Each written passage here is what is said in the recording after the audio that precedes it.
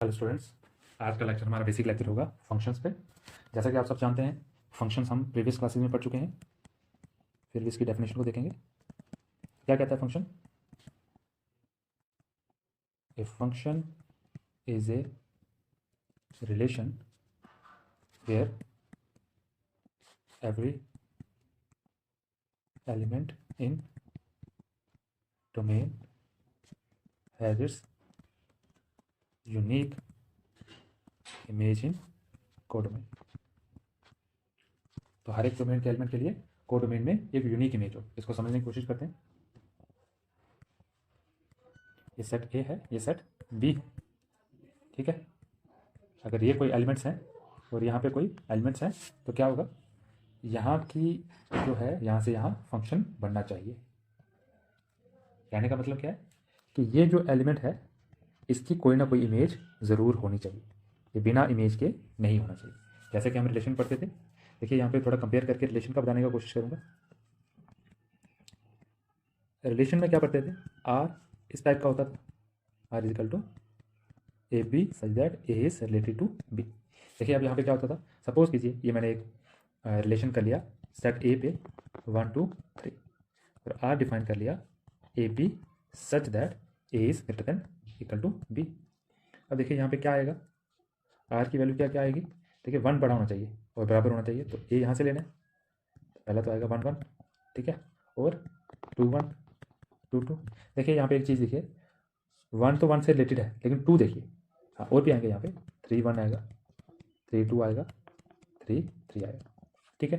यहाँ पे देखिए 1 तो ठीक है 1 से ही रिलेट कर रहा है, लेकिन 2 देखिए 2 1 से भी रिलेट कर रहा है और 2 2 से भी रिलेट कर रहा है। यहाँ पे देखिए 3 1 से भी रिलेट कर रहा है, 3 2 से भी रिलेट कर रहा है और 3 3 से भी रिलेट कर रहा है।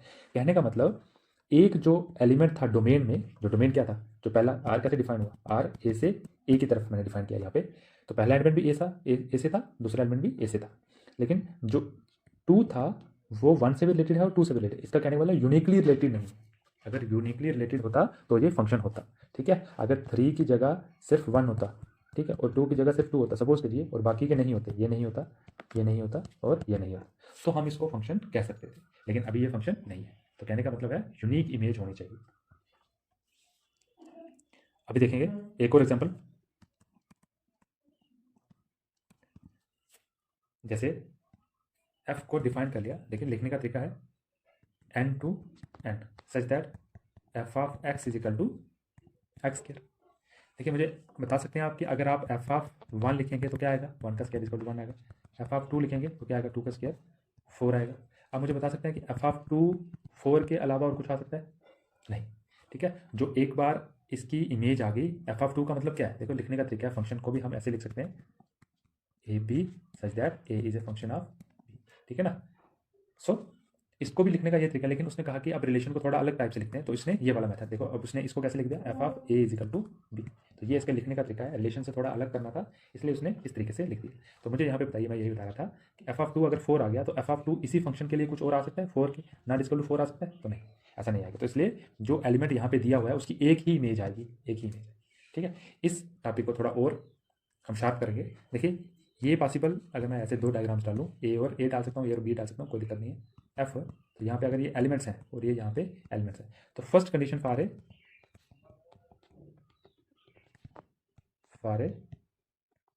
फंक्शन इज कि ए का कोई भी एलिमेंट छूट ना दे।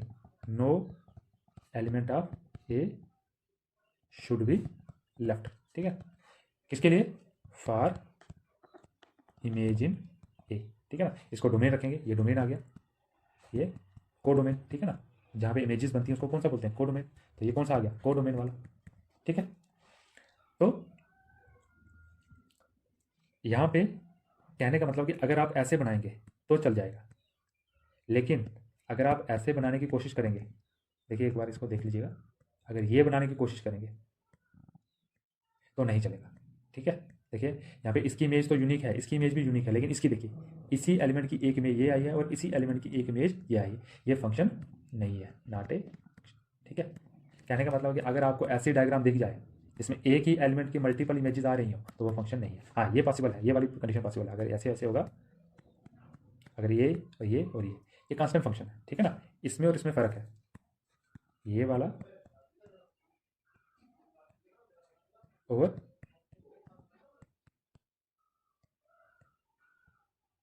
इन दोनों डायग्राम्स में फ़र्क है। क्या फ़र्क है? एक तो हर एक एलिमेंट के लिए एक यूनिक इमेज आ रही है, ठीक है ना। हर एक एलिमेंट के लिए एक अलग इमेज आ रही है भाई। देखो यूनिक का मतलब क्या होता है कि इसकी भी अलग आ रही है और इसकी एक ही में यूनिक इमेज आ रही है भाई, दो नहीं आ रही। यहाँ पे देखिए, ठीक है, मैंने डायग्राम सेम डाल दी। अब यहाँ पे देख लीजिए, देखिए दूसरी डायग्राम ये है कोई एलिमेंट और यही यहाँ पे, तो ये और ये अलग है और एक ही एलिमेंट की मल्टीपल इमेजेस आ रही हैं, तो ये फंक्शन यही है, ये फंक्शन है, ठीक है। अभी देखते हैं टाइप्स ऑफ फंक्शन।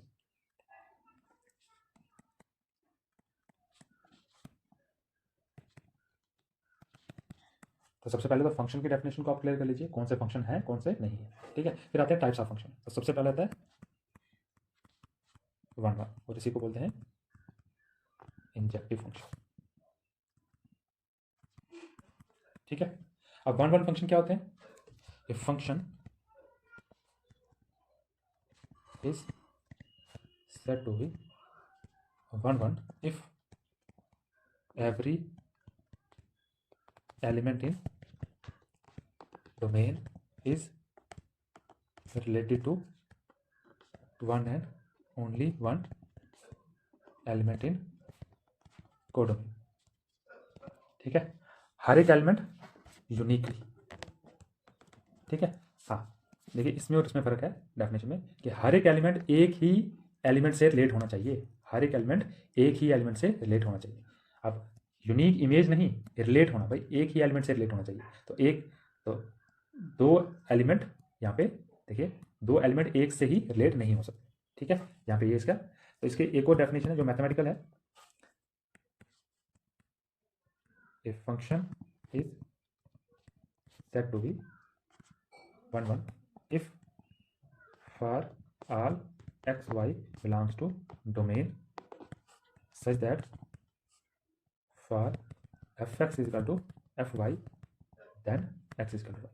देखिए क्या होगा कि अगर हम ये कंडीशन ले लें, f of x equal to F of y ले लें, और अगर हमने प्रूफ कर दिया एक्स इक्वल टू वाई है, तो वो फंक्शन वन वन हो जाएगा। इसके एग्जांपल देखेंगे।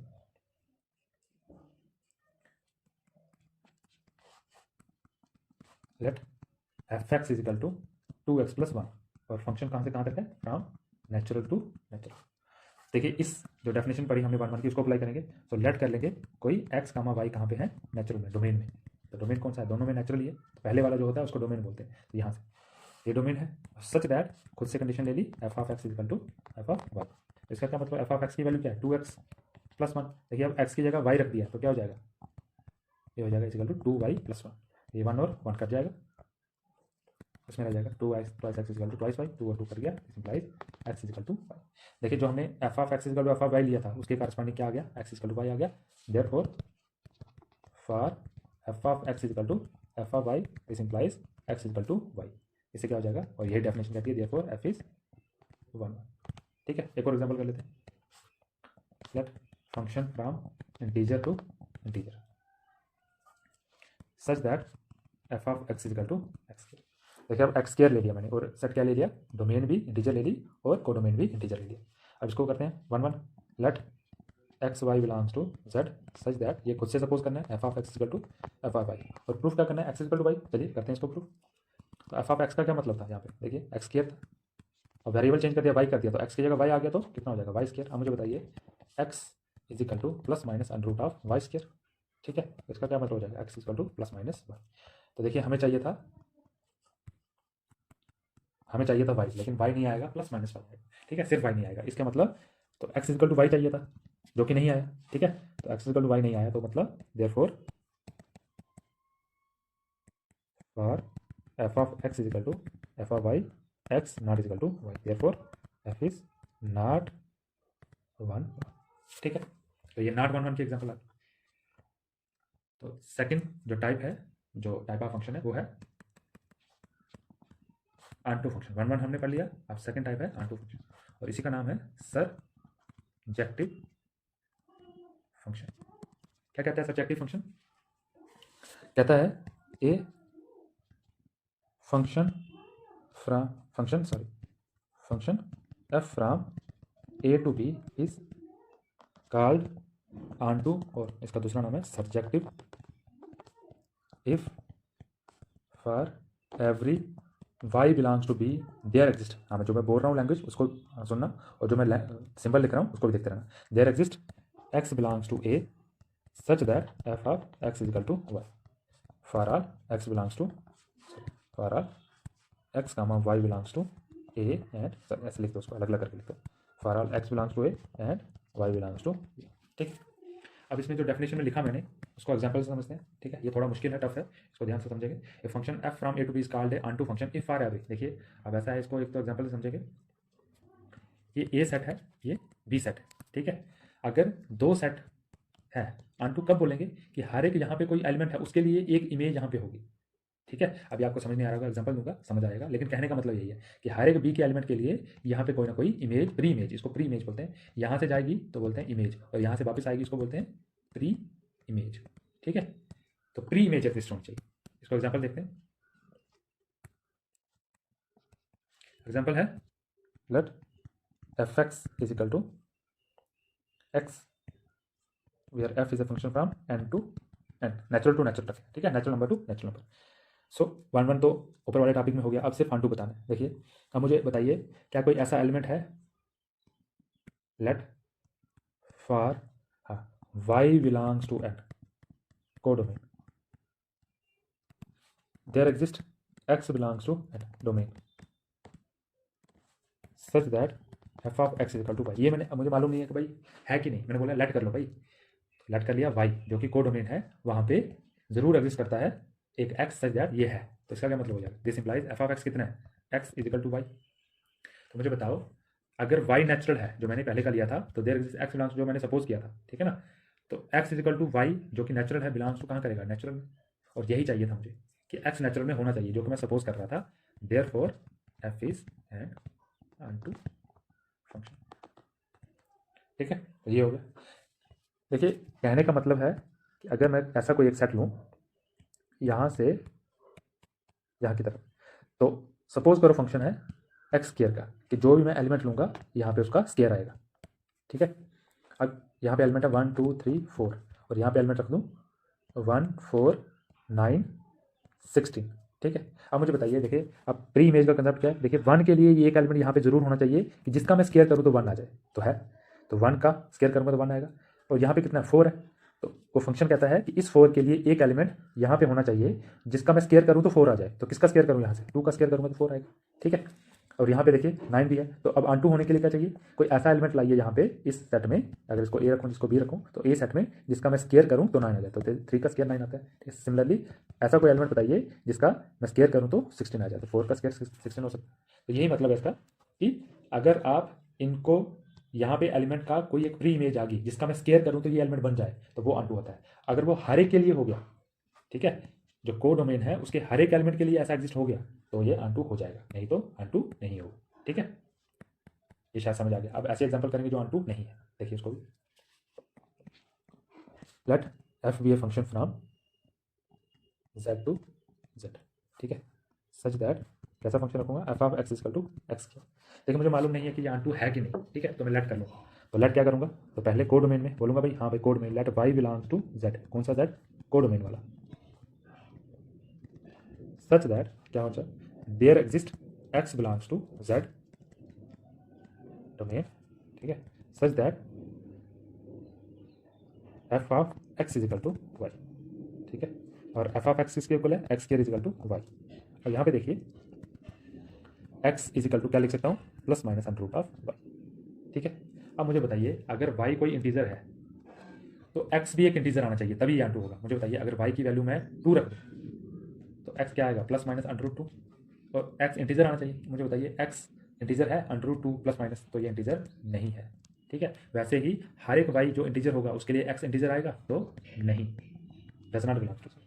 ठीक है, तो हर एक वाई इंटीजर के लिए एक्स इंटीजर नहीं आएगा। तो हमने जो बोला था there exist x belongs to f, वो रॉन्ग हो गया। Therefore f is not an onto function. ठीक है, तो ये हो गया, यही दो टाइप के फंक्शन थे। आपको समझ आ गया होगा। Thank you.